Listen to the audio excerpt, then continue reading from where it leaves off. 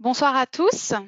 Tout d'abord, merci de votre présence pour cette première présentation du master spécialisé Management industriel projet et supply chain de Centrale Supélec. Nous sommes ravis d'avoir ces quelques minutes, presque 7 heures, pour échanger avec vous et vous présenter dans les grandes lignes les objectifs, le parcours et les débouchés de cette formation. Donc, nous serons 3 aujourd'hui pour vous accueillir. Donc, tout d'abord, la co-responsable du master spécialisé, Céline Précy, qui est présente, qui a la veste rose. Frédéric Lafort, son homologue, n'est pas présent. Moi-même, donc Morgane, je suis votre conseillère référente pour cette formation, pour tout ce qui est critères d'éligibilité, procédures de candidature, etc. Et enfin, nous avons aussi le plaisir d'accueillir Gaëtan, qui est étudiant actuellement depuis 3 semaines maintenant au sein de la formation et qui nous apportera son témoignage et qui sera présent pour répondre à vos éventuelles questions, pour des questions un peu qu'est-ce que la formation vue de l'intérieur. Voilà. Donc, je passe la main à Céline Précy, pour vous présenter les objectifs de ce master spécialisé.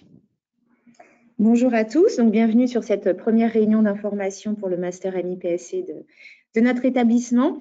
Ce que je vous propose, c'est de vous dérouler un certain nombre d'éléments sur le programme avant de pouvoir, par la suite, comme le précisait Morgane, répondre à toutes vos questions.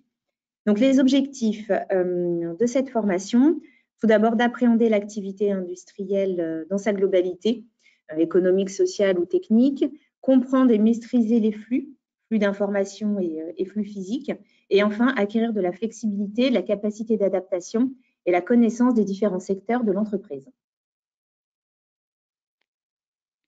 Alors, le programme.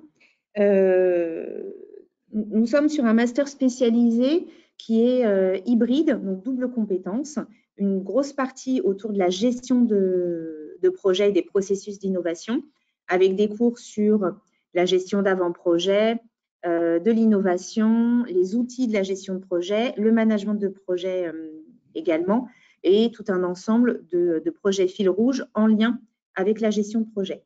Le deuxième gros pavé de cette formation est autour du management de production et de la chaîne logistique. Donc, on va parler plus simplement, on va dire tout le pavé dédié à la supply chain et à l'excellence opérationnelle, avec des cours autour de la production, de la supply, de l'excellence opérationnelle, de la simulation, de la modélisation. Un troisième pavé, qui là s'intitule module 4, mais je vais vous le présenter avant. Comme je l'expliquais dans les objectifs, nous avons à cœur de pouvoir donner un vernis, si je puis l'appeler ainsi, sur tous les métiers qui peuvent se trouver au sein d'une entreprise avec lesquels vous serez amené à interagir. Donc, on a un cours qui va être dédié aux achats, un cours sur de la stratégie, sur de la finance, sur du marketing et également sur les ressources humaines. Enfin, le troisième module d'apprentissage, lui, est autour des compétences comportementales, parce qu'il est évident que là, je vous ai présenté tous les outils techniques au sens large. Par contre, qu'est-ce qui va faire la différence demain en entreprise et qu'est-ce qui fera que vous allez pouvoir vous différencier avec un autre profil? Ça sera votre capacité à manager, votre capacité à décoder le langage des personnes qui travaillent sur de la stratégie, sur du marketing, d'être capable, si vous avez un profil plutôt commercial, de décoder le langage d'un ingénieur et inversement. Et enfin, tout un cours et un accompagnement, alors qui est beaucoup plus important au début de la formation pour vous donner tous les outils et qui est saupoudré jusqu'à la fin du programme, jusqu'à votre placement d'entreprise, un cours qui est dédié à votre projet professionnel. Il est évident que lorsque vous arrivez dans la formation et que vous postulez, vous arrivez avec un projet. Sauf que ce projet va évoluer tout au long du programme et nous sommes là pour vous accompagner à construire un CV, accompagner pour mettre en avant votre profil sur les réseaux sociaux, plus particulièrement sur LinkedIn, rédiger une lettre de motivation et vous aider à préparer toutes sortes d'entretiens. Des entretiens en présentiel d'une durée longue, un entretien court, les entretiens en distanciel, également les études de cas si vous destinez à une carrière professionnelle. Et une fois que tout ce programme vous avez suivi ce parcours, on va dire académique, durant 6 mois. Vous partez en entreprise sur une mission qui peut être un stage, un CDI, un CDD, un VE ou un graduate. Et à la fin, une thèse professionnelle. Vous allez rédiger tout au long de ce temps en entreprise qui viendra valider votre parcours. Alors, quelques points forts du programme. Nous avons un titre RNCP, expert en génie industriel, produits et services. Nous sommes éligibles au CPF. Accès à de larges perspectives professionnelles. Il est vrai que, étant donné qu'on s'attache à recruter des profils variés, derrière, il y a un panel excessivement large pour insérer le monde de l'entreprise. Aujourd'hui, cette formation, comme je le disais tout à l'heure, elle est à double compétence. Donc, vous pouvez très bien partir sur des postes orientés management de projet, orientés excellence opérationnelle, comme sur de la supply chain. Le spectre est excessivement large. En environnement culturel riche et varié, je ne vais pas revenir dessus, mais comme je le disais, on s'attelle à recruter des profils issus de formations différentes, de nationalités différentes, et également avec des parcours antérieurs différents au travers des expériences professionnelles. Et enfin, la préparation à des certifications autour de l'excellence opérationnelle, de la supply chain et également de la gestion de projet. Alors, les débouchés, j'ai commencé à vous en parler un petit peu plus tôt. On forme des personnes susceptibles d'intégrer tout secteur. Donc, que ce soit de l'automobile, l'industrie du luxe, du transport, de l'agro, de la grande distribution, des cabinets de conseil généralistes, type Wavestone ou Accenture, Behring, mais également des cabinets de conseil spécialisés en supply chain ou spécialisés en gestion de projets complexes. Alors, par secteur, là, vous pouvez voir à peu près une cartographie sur les années passées. On a une proportion qui n'est pas négligeable qui part dans le conseil. Conseil à la fois généraliste et plus ciblé supply chain. On a de plus en plus d'étudiants qui partent dans le luxe et dans l'industrie pharmaceutique et la défense. Un des atouts de cette formation, c'est que 100% de nos étudiants sont en poste avant même la fin de la formation. L'année dernière, nous avions environ 30% de nos étudiants qui sont partis directement en VIE, en graduate ou en CDI à la fin du parcours académique. 95% de réussite et un salaire annuel moyen en première embauche hors prime de 40K. Centrale Supélec, c'est aussi une de ses forces, c'est le réseau. On a entre 45 et 46 000 diplômés en France et à l'international. Donc, quand on parle d'alumni pour ce nombre de personnes, on parle d'actifs. Donc, des personnes qui sont encore en poste en France et à l'étranger. On a environ 500 événements par an, qu'il s'agisse d'événements pour trouver des emplois de type forum, salon, des tables rondes, beaucoup de conférences également. Et bien, un des objectifs de pouvoir appuyer sur ce réseau, c'est de renforcer son employabilité et puis de continuer à se former tout au long de sa carrière, parce qu'on n'utilise pas le réseau uniquement lorsqu'on est au sein de la formation. C'est quelque chose sur lequel on peut capitaliser tout au long de sa carrière. Je vais laisser la parole à Gaëtan. Bonjour à tous, je m'appelle Gaëtan Masbeuf, j'ai 22 ans, je suis étudiant au MIPSC depuis septembre de cette année, que je réalise en double diplôme avec mon école de commerce, Neoma Business School. J'ai un parcours assez classique, j'ai fait un bac S, ensuite une prépa aux écoles de commerce, prépa ECS, et donc j'ai intégré Neoma. Et j'ai choisi de faire le double diplôme à Centrale Supélec. J'ai eu la chance de faire un double diplôme à Centrale Supélec parce que c'était pas gagné quand même, pour me spécialiser dans les métiers de l'industrie, parce que cette double compétence ingénieur est en même temps assez axée sur le management. Je pense qu'on va peut-être en parler dans la question, mais c'est une double compétence qui est très apprécié des recruteurs. En tout cas, c'est ce qu'on en dit. Et donc, je serai très content, très heureux de répondre à vos questions. Merci Gaëtan.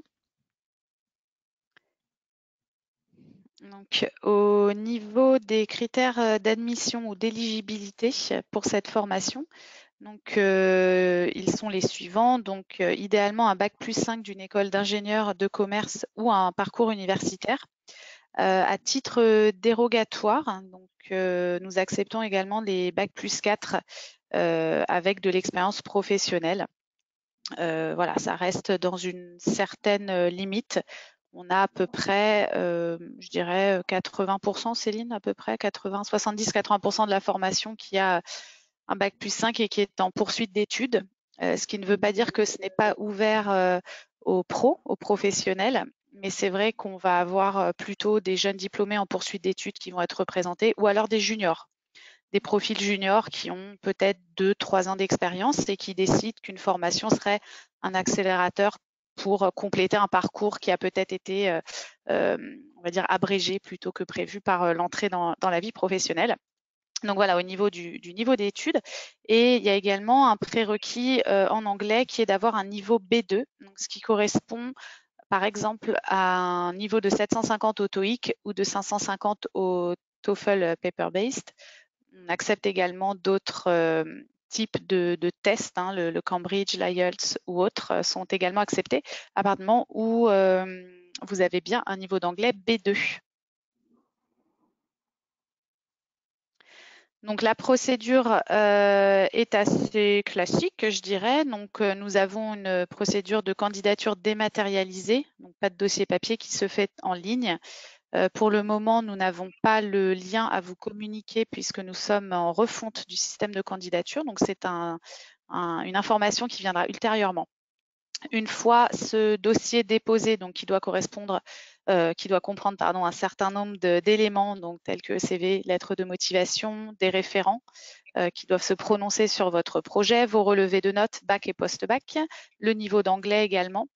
Une fois que tous ces documents-là sont compilés dans votre dossier de candidature, votre dossier est étudié par les responsables, le ou les responsables pédagogiques.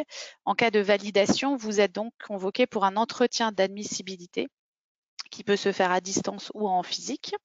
Et vous avez ensuite les résultats sous un délai qui peut aller de 1 semaine à 3-4 semaines à peu près, sachant que nous avons des jurys d'admission qui rythment en fait les candidatures de tous les masters spécialisés.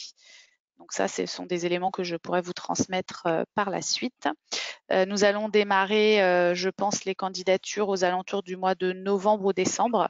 Et les candidatures, parce que c'est une question qui revient assez souvent, se clôturent une fois que la promotion est complète. Donc cela peut aller assez vite. L'année dernière, je crois qu'on a arrêté mi-juin ou fin juin, si je ne dis pas de bêtises, au vu du nombre de candidatures reçues. Voilà. Et donc une fois que tout ceci est fait, on vous convoque pour la rentrée et le début des cours.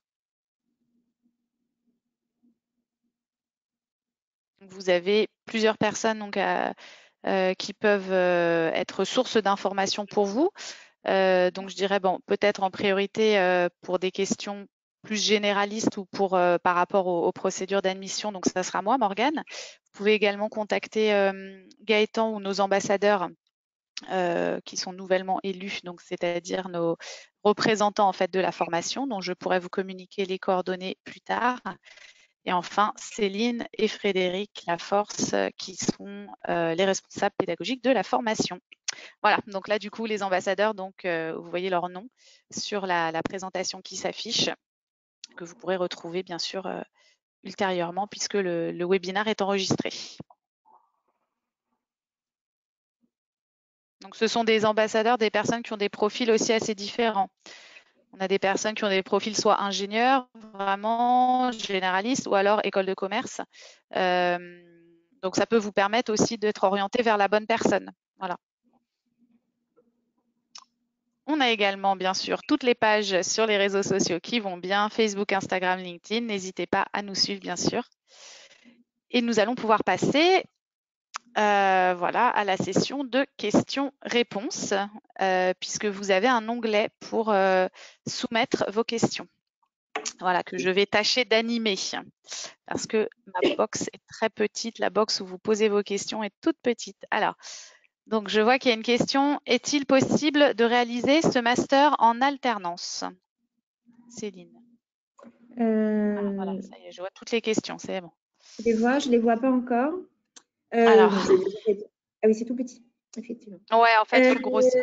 Oui, donc bonjour. Non, cette formation est en full-time, donc c'est-à-dire 6 mois de cours académiques et ensuite 6 mois de mission d'entreprise. Donc, il n'y a pas d'alternance possible sur ce programme.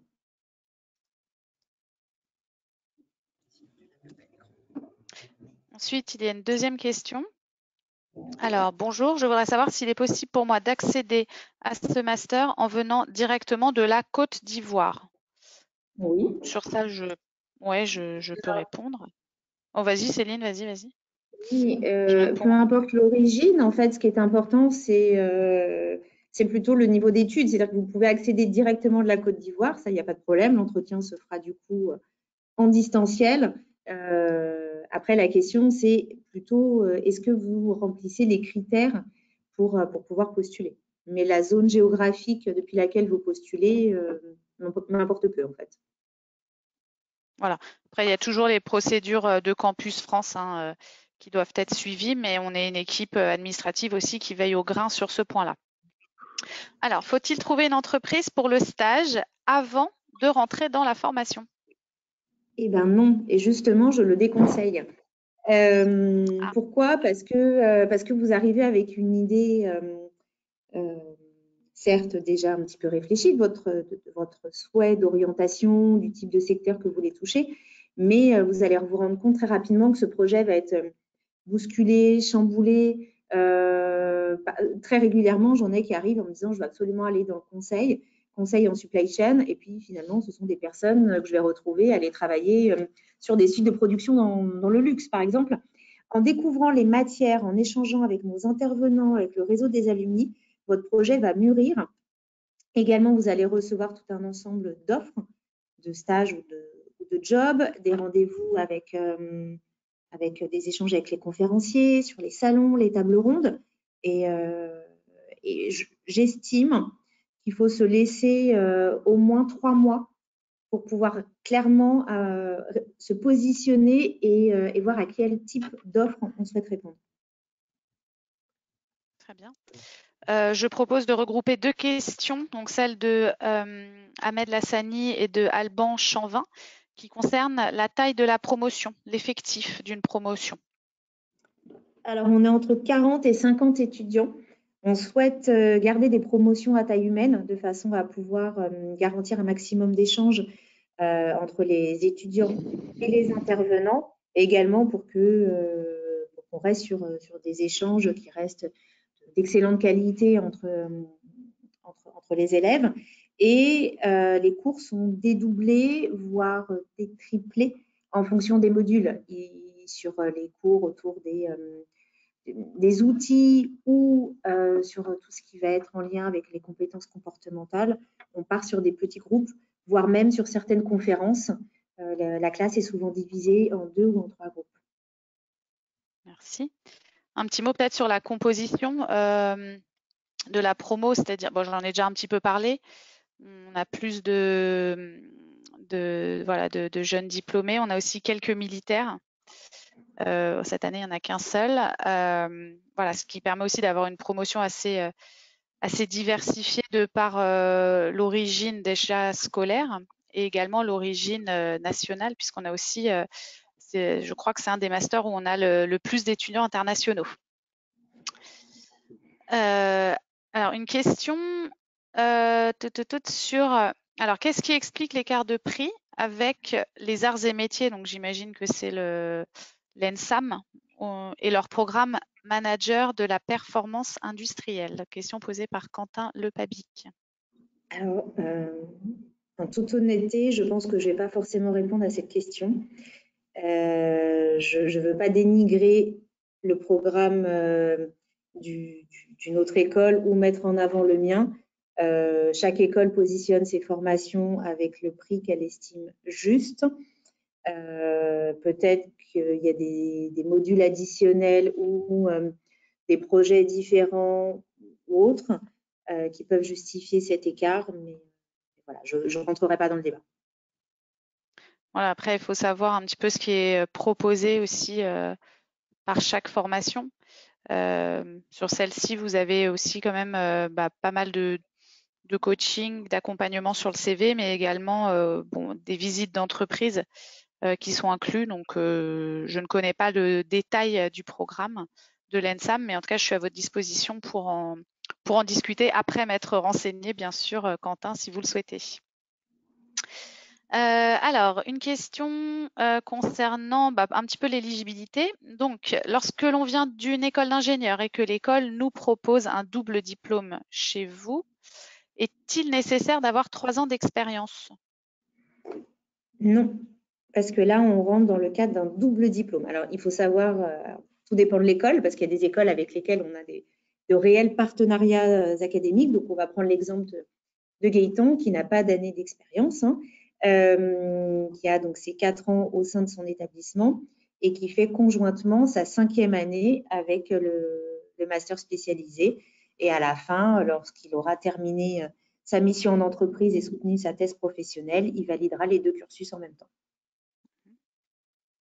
Alors du coup, une question un petit peu dans la foulée. Est-ce qu'il y a des prérequis en termes d'expérience pour accéder à la formation? Alors je pense que quand vous dites expérience, question de Paul Savier, je pense que vous parlez peut-être plutôt des stages ou des alternances éventuelles qui ont pu précéder cette formation, puisque en termes d'expérience, comme je l'ai dit, c'est beaucoup de poursuite d'études de jeunes diplômés. Je ne sais pas, Céline ou Gaëtan, si vous souhaitez vous exprimer sur ce point. Je dirais que, alors, comme l'a dit Céline, du coup, j'ai pas énormément d'expérience. J'ai juste fait ce qu'on appelle une année de césure en école de commerce. Donc, c'est 2 stages de 6 mois, en fait, que j'ai fait dans la production, dans la production textile en France. Avoir une expérience professionnelle, ça va vous aider, en fait, à mieux appréhender les cours et à prendre du recul un peu sur la théorie. Et en tout cas, je sais que personnellement, c'est beaucoup plus facile d'avoir des exemples concrets des cours et de voir leur application sur le terrain. Donc, oui, l'expérience professionnelle, bien sûr, ça va vous aider dans cette formation. C'est un plus qui permet de bonifier encore plus la formation, mais c'est pas indispensable. Tout à fait. Merci. Alors, une question un peu pratico-pratique. Du point de vue hébergement, est-ce qu'il y a des logements disponibles sur le campus?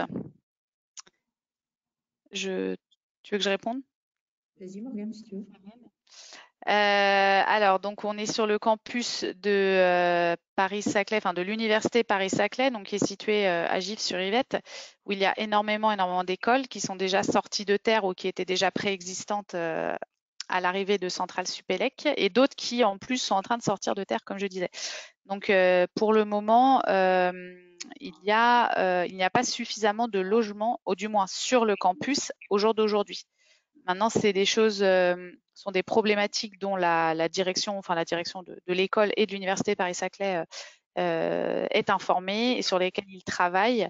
Néanmoins, vous avez pas mal de villes alentours qui sont très dynamiques, que ce soit Massy, Palaiseau, Védizy, Versailles, enfin Versailles c'est un peu loin, qui proposent également une offre de logement étudiant peut-être un petit peu plus large que sur que sur le plateau de Saclay, qui est quand même un endroit qui est restreint de par son périmètre de toute façon.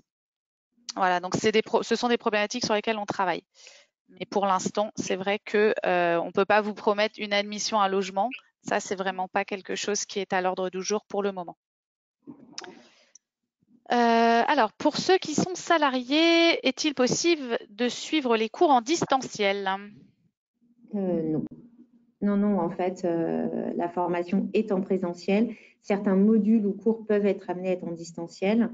L'année dernière, par la force des choses, une grosse partie du programme a eu lieu à distance, mais j'ai à cœur de pouvoir faire venir les étudiants sur le campus et de pouvoir avoir un enseignant en phase 2.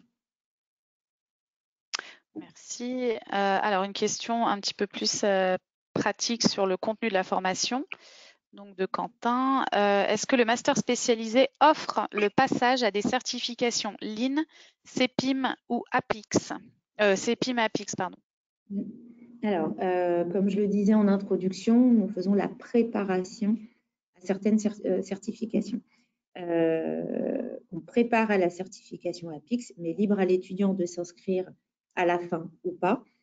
On fait passer l'équivalent du premier niveau en ligne, donc l'équivalent de la Yellow Belt. On n'obtient pas la ceinture puisqu'on va un petit peu au-delà de cette Yellow. On est à mi-chemin entre Yellow et Green, mais on justifie et on peut obtenir une attestation du volume horaire d'enseignement autour du Lean au sein du programme. Et en gestion de projet, on prépare et on fait passer la certification IPMA de niveau D. Ok, je note en même temps pour la réponse. Ok, merci. Alors, une question de Ashraf. Bonjour, j'ai obtenu mon diplôme d'ingénierie en supply chain management en juin 2021 et actuellement j'essaie d'améliorer mon anglais. Est-ce que cette période d'arrêt pourrait influencer sur ma candidature? Ah oui, oui, le fait de candidater que pour l'année prochaine et donc de juin 2021 à septembre 2022 de ne rien faire, j'imagine. Enfin, de ne pas être du moins dans un cursus scolaire ou professionnel. Donc, je laisse peut-être Céline répondre sur ça. C'est un petit peu vague et c'est compliqué de répondre parce qu'on peut décider de prendre une année de break, mais tout dépend de ce qu'on en fait. Si vous me dites que vous voulez pas refaire votre anglais, mais qu'à côté de ça, vous prenez des cours intensifs et que vous allez partir faire un voyage ou être en immersion totale dans un pays de façon à revenir avec un anglais quasi parfait, c'est pas une année de perdu. Si c'est une année pour prendre des cours d'anglais, vous améliorer et que vous faites quelque chose dans le milieu associatif où vous préparez également en parallèle des certifications ou peut-être que vous avez fait des petits jobs, ça se justifie. Après, là où, je ne vais pas dire que c'est pénalisant, là où c'est un petit peu plus compliqué, c'est d'avoir un trou d'1 an dans un CV et on n'a rien, on ne peut pas le justifier, on n'a rien à mettre en face en disant bah, j'ai rien fait ou j'ai essayé de perfectionner mon anglais. Ok, vous avez voulu perfectionner votre anglais. Combien de temps ça vous a pris? Qu'est-ce que vous avez fait? Vous êtes passé de tel niveau à tel niveau? Est-ce que vous êtes parti à l'étranger? Voilà, il faut être en capacité à le justifier et montrer que ce n'est pas une année perdue, c'est une année qui vous a permis de monter en compétences ou de faire quelque chose à titre personnel. On peut très bien partir faire une année de voyage autour du monde. Bien sûr. C'est de la logistique aussi, hein. Faut s'organiser. Hein. Alors, une question qui reprend de façon plus synthétique peut-être celle qui avait été posée plus tôt sur les certifications. Donc, quelles sont les certifications que vous proposez? Donc, si tu peux répéter, Céline. Donc, c'était APIX Vesto, prépa APIX niveau D. Préparation APIX, un volume d'enseignement autour du Yellow Belt. De la Yellow Belt. Alors, on est au-dessus de la Yellow Belt. On ne donne pas la ceinture. Green. On ne fait pas passer l'examen à la fin. On est à mi-chemin entre de la Yellow et de la Green et on justifie d'un volume d'heures d'enseignement. Et après, on fait passer la certification IPMA en gestion de projet. Et pourquoi l'IPMA? Pardon, j'ai dit APIX. Pourquoi l'IPMA plutôt que l'autre certification qui est également reconnue? C'est que l'IPMA, à la différence de sa concurrence, fait également au savoir-être et non pas qu'au savoir-faire dans la gestion de projet. Merci pour ce récap. Alors, une autre question également sur le contenu de Quentin. Alors, est-ce qu'il y a une partie du programme qui est destinée au management d'équipe? Alors, je n'ai pas de cours de management, mais vu que tout est orienté gestion de projet, je pense que tu peux en dire un peu plus. Tous les cours en fait se divisent en travaux de groupe et en travail d'équipe du coup. Donc dans les équipes, il y a toujours quelqu'un qui va en général prendre le lead. Donc c'est pas des cours à proprement parler, même si il y a tout un volet RH dans un module RH dans la formation. On n'a pas encore commencé, en tout cas, au bout de 3 semaines, mais ça fait partie de la formation et surtout, c'est beaucoup de soft skills. Je suis désolé, je fais beaucoup d'anglicisme, je viens d'école de commerce. C'est beaucoup de soft skills ouais, qu'on développe en travaillant en groupe. Donc, à ce niveau-là, il y a des connaissances qu'on développe et des savoir-être surtout. Donc, du management ouais. pur. En fait, on est plutôt sur de la mise en situation. On a pris le parti de ne pas faire de cours de management classique, mais plutôt d'être dans de la mise en situation, de la mise en pratique et de mettre l'étudiant dans une situation réelle, une posture de manager. Alors, c'est plutôt une posture de chef de projet, mais qui fera appel aux mêmes compétences et de façon à pouvoir l'aider à travailler l'écoute, la communication, le partage des tâches, la mesure des risques, etc. Tout ce à quoi un manager aura besoin de faire face. Ok, merci. Alors une question de Baptiste Margot. Bonjour, merci pour ce webinaire. Quel est le niveau de sélection? Alors, je pense que c'est au-delà des prérequis. Je pense que c'est le niveau, on va dire, en termes peut-être de classement et de niveau des élèves, en fait, au global. Alors moi, je l'interprète peut-être différemment de toi. Pour moi, enfin, dis-moi, le niveau de sélection, moi, je le vois plutôt dans le sens où il se demande quel est le pourcentage de candidats admis à la formation in fine. Je le perçois plutôt comme ça. Oui, de sélectivité, alors, du coup. Ouais. Ouais. On va dire 1 sur 3. Voilà, en moyenne, ouais, c'est ça, entre 1 sur 2 et 1 sur 3 à peu près. Donc, 1 sur 3 au moment de la candidature dossier et après au moment des entretiens, 1 sur 2. Tout le monde n'est pas reçu. Ce qui est à peu près cohérent avec les autres masters spécialisés au global. Ok, alors une question de Paul Savier, donc quelle est la proportion du projet professionnel dans l'étape de recrutement pour l'EMS? Donc faut-il un projet défini ou une amorce de projet peut suffire? Les deux. Il faut avoir réfléchi. En fait, je ne souhaite pas avoir des candidats touristes. On est sur une formation professionnalisante, donc j'ose espérer que le candidat, en tout cas, a déjà une idée de ce vers quoi il veut aller et en tout cas des compétences qu'il souhaite acquérir au sein de son programme. Donc, ce que je souhaite, c'est quelqu'un qui soit en capacité à m'expliquer, voilà, j'ai fait cela avant, voilà mon parcours, voilà où je veux aller, quelle fonction je veux occuper et pourquoi cette formation est essentielle. Parce que je vais acquérir tel outil, telle compétence, je vais approfondir tel sujet et autres.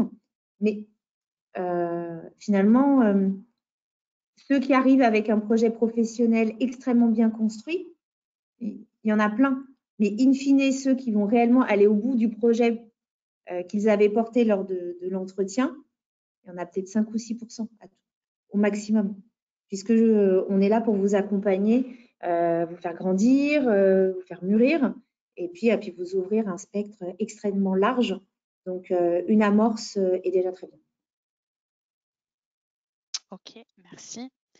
Alors, avez-vous des exemples donc une question de Olivia Ursulet, avez-vous des exemples de réussite dans le secteur du transport? Alors, de réussite, j'imagine, de débouché dans le secteur du transport. Alors, il faudrait peut-être qualifier transport. Est-ce que c'est transport de marchandises, transport quel type de transport? Et oui, et puis est-ce que c'est logisticien? Est-ce qu'on est sur du transport versus douane? Est-ce qu'on est sur du transport aérien, du transport ferroviaire, du transport routier? Est-ce que c'est quelqu'un qui travaille au sein d'une industrie ou d'une entreprise et qui est en charge du plan de transport, ou est-ce qu'on est chez un logisticien spécialisé dans le transport et on fait de la gestion de projet? C'est un peu compliqué. J'ai des exemples chez des logisticiens et sur des fonctions autour de plans de transport, de projets complexes, même des personnes qui peuvent travailler sur des fonctions autour de la stratégie, des achats. Et puis après, on a des personnes qui peuvent aller pour des cabinets de conseil sur des missions autour du transport. Donc, ouais, c'est un petit peu vaste, mais en tout cas, on a des réussites dans ce que je viens de vous dire. Aussi des gens dans l'industrie aéronautique. Je sais qu'il y en a pas mal dans la promo cette année. Des gens qui ont bossé chez… comment ça s'appelle Safran. Oui, Safran, Safran. Ariane. Bon, c'est pas vraiment du transport, Ariane, mais… Mais ils font du transport. Oui. Ils peuvent en faire. Ils transportent quand même. Et puis, voilà, on a eu il y a quelques années quelqu'un qui travaillait dans l'aéronautique sur justement le transport de convois exceptionnels pour transporter les morceaux d'avion. Ça, c'est quelque chose d'extrêmement complexe. De personnes qui le font et cette personne a fait ça en France et maintenant à l'étranger. Très bien, merci. Alors, une question de Paul Savier. Est-il possible d'avoir plus de détails sur la thèse professionnelle? Alors, la thèse professionnelle se découpe en deux supports.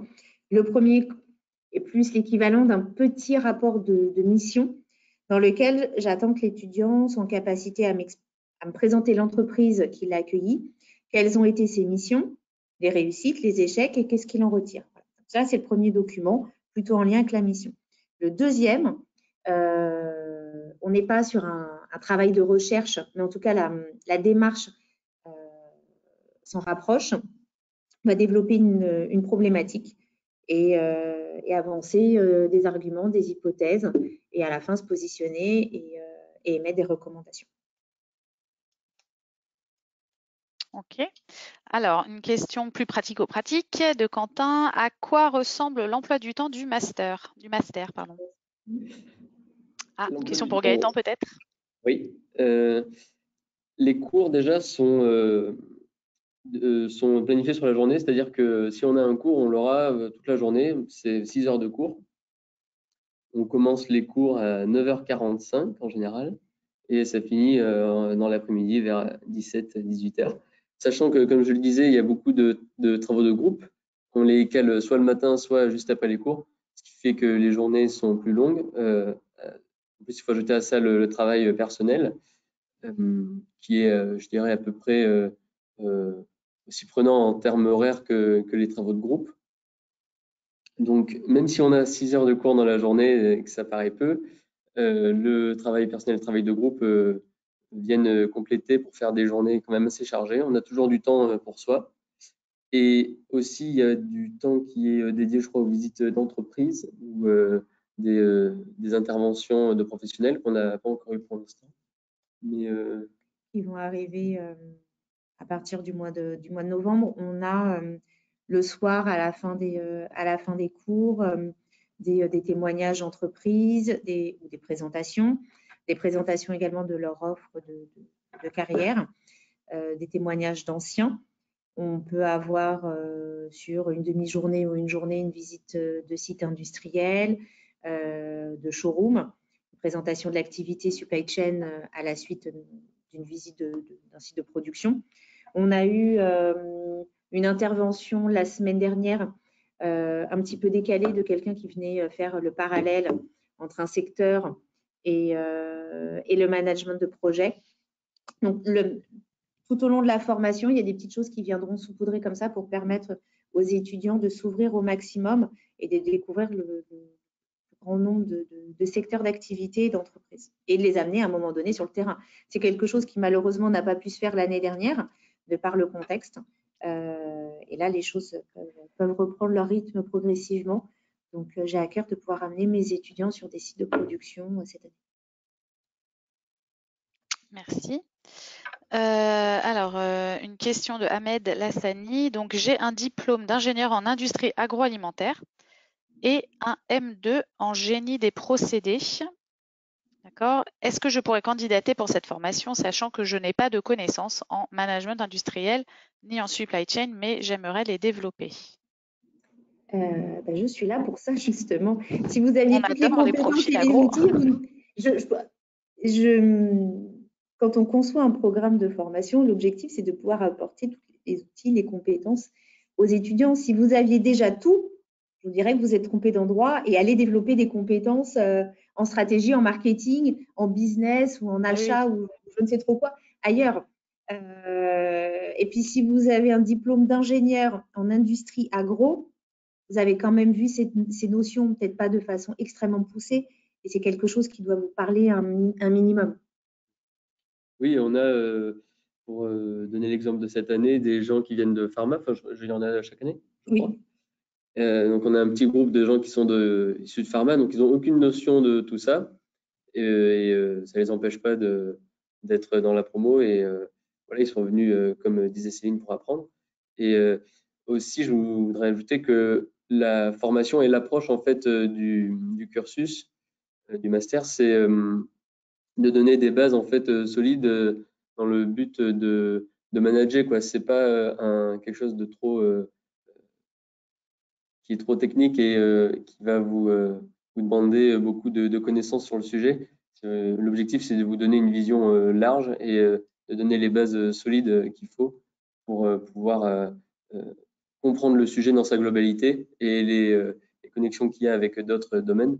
Donc, c'est typiquement à ce genre de profil, en tout cas de mon point de vue, que ce master s'adresse, parce que, enfin, voilà, je vous parlais de mon parcours en école de commerce. Pour moi, c'était vraiment un complément et une plus-value. Donc, allez-y. Tout à fait. Merci. Alors, il y a une question de Alban Chanvin. Alors, certains cours ou modules pratiques se déroulent-ils en anglais ou autre afin de pouvoir se préparer pour de futurs projets à l'étranger? Merci à nouveau. On n'a pas de cours en anglais. On peut avoir des supports de cours en langues étrangères, en anglais, mais on estime que la sélection se fait déjà à l'entrée et que nos étudiants ont le niveau escompté pour pouvoir travailler dans un contexte complètement international. Merci. Ok. Alors, vous avez dit, toujours sur l'anglais, qu'il faut avoir un niveau B2 pour cette formation, ce qui veut dire qu'une partie des cours sont en anglais. Donc, c'est un peu la même question. Non, c'est parce que de toute façon, la plupart des écoles d'ingénieurs et de commerce, de toute façon, exigent un niveau d'anglais pour obtenir le diplôme initial. Donc, nous, on a la même exigence. De toute façon, tous nos étudiants qui sont intégrés dans la formation ont tous d'excellents scores en anglais et souvent même sur une deuxième, voire une troisième langue. Donc, ça, c'est quelque chose qui est déjà acquis. Mais par contre, oui, ça fait partie de nos critères de sélection puisqu'on veut pouvoir mettre sur le marché du travail des personnes avec un niveau linguistique excellent de façon à pouvoir travailler partout dans le monde. Ok. Merci pour vos réponses. Oui, du coup, Olivia, qui est donc la personne qui posait la question tout à l'heure sur le transport précise, donc transport de marchandises et gestion de plans de transport. Donc, je pense qu'on a répondu tout à l'heure à la question. Alors, on peut former des personnes qui ont les capacités. Par contre, on n'est pas un master spécialisé, comme il peut exister sur le marché, supply chain et transport. On est supply chain et gestion de projets industriels. On a, au travers des cours, le volet transport qui est abordé ou des projets où on peut être amené à avoir des conférences. Mais par contre, je n'ai pas de module dédié au transport. Ça ne fait pas partie du cœur de la formation. Et quand on parle de supply chain et de gestion des flux, forcément, le transport en fait partie. Donc, il est abordé, mais pas au travers d'un module dédié. Oui. Ok. Pour l'instant, il n'y a pas d'autres questions. Je pense qu'on a eu des questions assez diverses et variées, aussi bien sur le contenu que la forme ou des questions plus d'ordre pratique. N'hésitez pas, on a encore là quelques minutes, donc on sera ravis de répondre à vos questions. Si toutefois il y en a.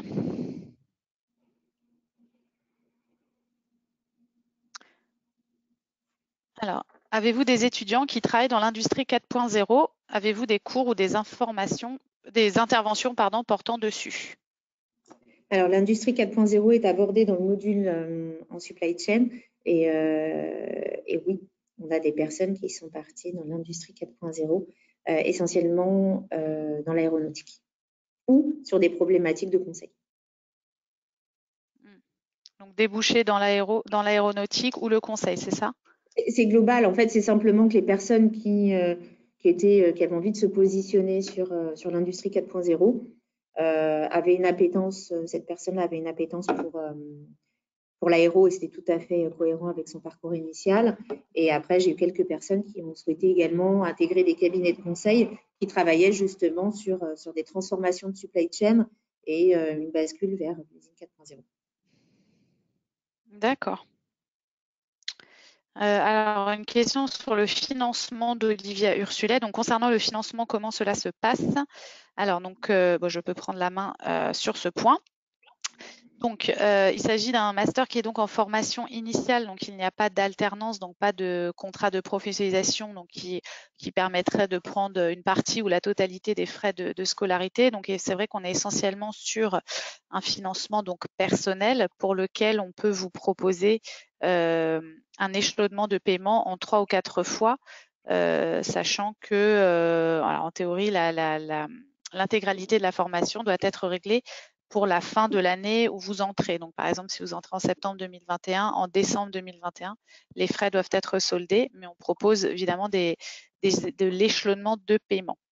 Donc, c'est pas vraiment un mode de financement, c'est une facilité de financement. Mais autrement, il s'agit de financement personnel ou bien via un prêt bancaire, bien sûr, puisque vous avez le statut étudiant.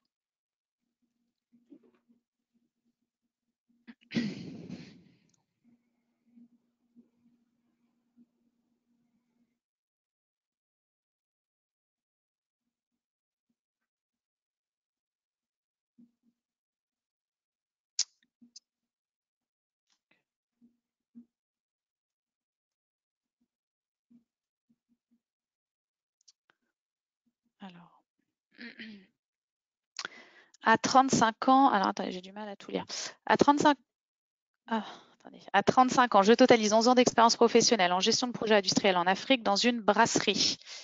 Je prépare actuellement un EMS à Sciences Po Paris que je finirai en juin 2022. Si je dois faire ce EMS, je dois forcément quitter mon emploi actuel. Y a-t-il 100% de garantie de trouver un emploi au terme de cette formation? Alors, j'ai pas trop compris EMS. J'ai compris. Moi, je sais pas ce que c'est. Alors, je ne peux pas vous donner de garantie, mais en tout cas, j'ai jamais eu aucun étudiant qui est resté sans emploi. Mais de vous dire oui, sûr, à 100%, vous allez trouver un job, oui, mais ça dépend également de vous, de votre motivation, de votre capacité à réussir lors des entretiens, de votre capacité à rechercher une mission. Et si vous réussissez le programme avec succès, que vous avez les notes escomptées, que vous avez réussi votre test professionnel, que vous recherchez de façon active un emploi, il n'y a aucune raison que vous ne trouviez pas. Ah, exécutive master spécialisé. D'accord, merci pour cette précision, je ne connaissais pas. Ok, en politique et management de développement. Donc après, je pense que là, il faut reprendre, on pourra peut-être voir ensemble si vous le souhaitez avec moi, le projet, vraiment votre projet professionnel plus dans sa globalité, c'est-à-dire qu'est-ce qui vous amène à faire une première formation, éventuellement une deuxième.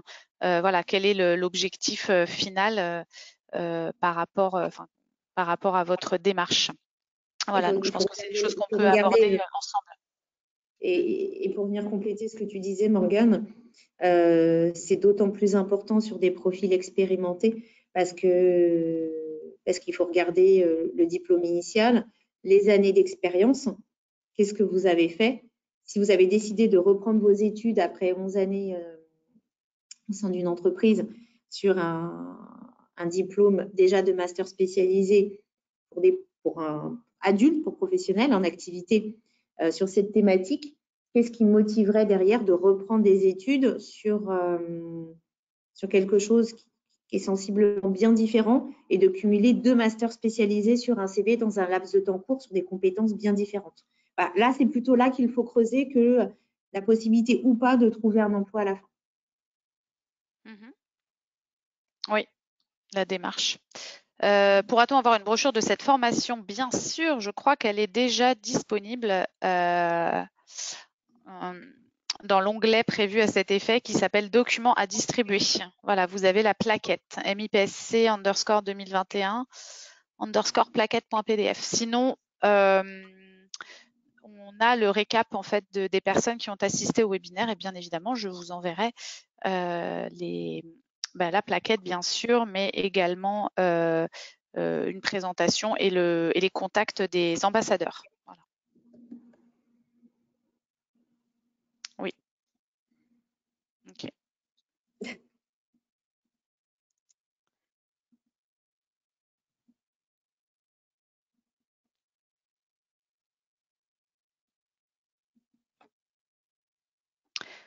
Donc, si vous avez bien évidemment d'autres questions qui vous arrivent suite à ce webinaire que vous n'avez pas pu poser ou auxquelles vous n'avez pas pensé, moi je suis à votre disposition de toute façon pour vous répondre. Alors, est-il possible d'avoir le profil des ambassadeurs? De quelle formation viennent-ils? En quelques mots, Céline, si tu veux préciser ça, je ne sais pas. Alors, pharmacien, école de commerce et ingénieur, de façon à pouvoir représenter le profil des étudiants au sein de la promotion. Après, ce que je vous encourage à faire, c'est que vu que Morgane va vous envoyer cette présentation avec le nom des ambassadeurs, le plus simple, c'est d'aller regarder leur profil sur LinkedIn et justement, ils sont là pour répondre à vos questions. Connectez-vous à eux et n'hésitez pas à leur poser des questions, à voir si vous pouvez les appeler, si c'est plus facile pour vous d'échanger par téléphone. Ils seront ravis de pouvoir vous aider. Vraiment, n'hésitez pas, on est là pour ça. Et juste pour préciser les profils, ceux qui sont issus de pharma, ce sont Edgar et Clément, et les deux ingénieurs, ce sont Oriane et Renaud. Donc moi, école de commerce. Merci pour cette synthèse parce que moi, je n'avais plus ça en tête, Gaëtan. Merci à toi.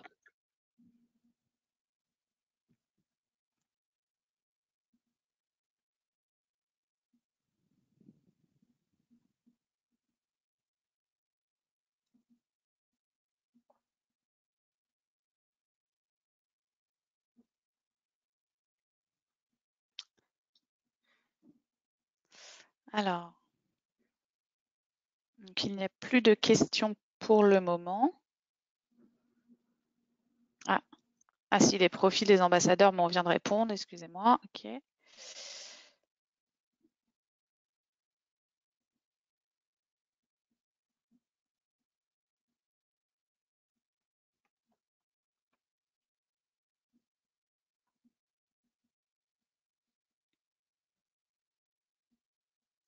Bon, s'il n'y a pas d'autres questions, je vous propose de terminer cette présentation. Bon, toujours pour le répéter, vous avez la plaquette qui est disponible dans un onglet de GoToWebinar. Et bien sûr, je reste à votre disposition déjà pour les premières questions. Donc après, soit j'ai la réponse, soit je peux vous rediriger, bien sûr. Ah, on a quelques dernières questions. Alors, je suis étudiant à l'FST Lorraine. J'ai déjà un master spécialisé en génie des procédés industriels. Est-ce que j'ai la possibilité d'être acceptée? Compliqué de dire ça comme ça. Je peux ni répondre ni oui ni non. J'ai besoin de voir le CV, de le décortiquer un petit peu. Oui, c'est vrai que c'est vraiment au cas par cas. Voilà, il faut regarder le CV, comprendre, et j'ai besoin de regarder, puisque vous avez déjà un master spécialisé avec des compétences qui peuvent peut-être, je dis bien peut-être, se regrouper.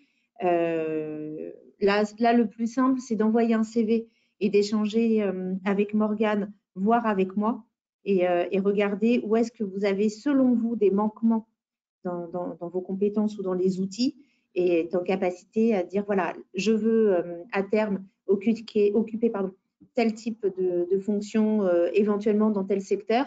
J'estime qu'à ce jour, il me manque telle et telle compétence, et voir si derrière, ça peut matcher, s'il y a une cohérence. Une question un peu pratico-pratique. Est-ce que je peux présenter tous mes documents sauf le résultat d'anglais qui peut être présenté plus tard? Oui. Vous pouvez fournir le résultat d'anglais un peu après la candidature. On l'exige pour la rentrée ou durant l'année quand même où vous êtes là. Mais bon, c'est pas impératif de l'avoir au moment de la candidature. C'est mieux si vous l'avez. Sinon, vous précisez dans votre candidature que vous n'avez pas encore ce document, mais que vous vous engagez à passer un test d'anglais qui attestera de votre niveau. Voilà. Une dernière question. Voilà. Alors, j'ai 12 ans d'expérience. Ah, vas-y Céline, tu la vois aussi? Ouais, je la vois. J'ai 12 ans d'expérience en supply chain management et logistique à MBA Business Management, volonté d'augmenter la connaissance en supply et progresser dans sa carrière. Pareil, compliqué de répondre. Profil qui peut être intéressant pour le programme. Cependant, j'ai besoin de comprendre quel est le niveau en supply chain, parce que si c'est un profil qui a 12 ans d'expérience sur des fonctions d'encadrement et de senior en supply chain, en plus doublé d'un MBA orienté business, je ne sais pas si c'est la formation qui correspond, en toute transparence. Par contre, si c'est quelqu'un qui a eu des fonctions de middle management en supply, oui.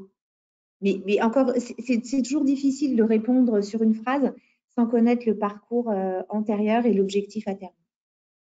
Donc, pareil, je vous encourage à envoyer CV à Morgane, que je regarderai avec plaisir. Un premier échange, et si vous souhaitez, on pourra prendre le temps qu'il faut et soit faire une visio ou un appel téléphonique pour essayer de comprendre votre projet. Yep. Très bien.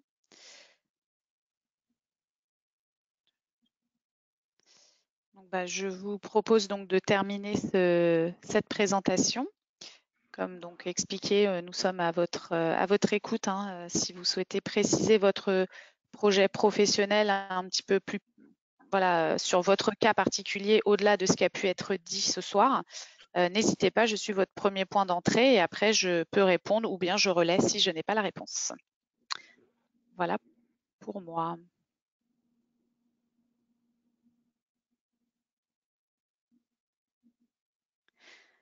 Merci à tous pour votre attention, pour toutes vos questions qui ont permis de donner beaucoup d'infos au-delà de la première présentation que nous avions faite. Merci pour votre attention et votre temps. Et on espère pouvoir prochainement échanger avec vous par mail ou par téléphone ou bien lors de nos divers événements, puisque nous avons un programme de conversation et d'événements qui s'appelle YouNext et qui est dédié en fait aux masters spécialisés. Donc, c'est pas forcément orienté formation ou tel programme. C'est aussi des événements plus contextuels où on va parler d'une problématique dans tel ou tel secteur d'activité avec des intervenants pros également. Et puis, Morgane, si je peux me permettre de compléter, pour ceux qui sont également en région parisienne, il y a la possibilité de venir nous rencontrer également sur les salons où et toi et moi et les ambassadeurs seront présents. Tout à fait, exactement. Donc, on a 3 gros salons, le salon Studirama, le salon SAMS et le salon Eduniversal, voilà, qui sont à divers moments dans l'année. Novembre, janvier et un petit peu plus tard, j'ai oublié la date pour Eduniversal. Février ou courant février. Courant février.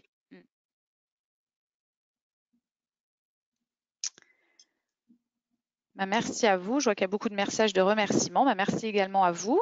Et peut-être à bientôt. Je vous souhaite une très bonne soirée pour ma part. Merci beaucoup. Bonne fin de journée. Et puis, on espère pouvoir vous rencontrer lors de nos événements prochains. Et puis, si vous avez des questions, n'hésitez pas à nous contacter.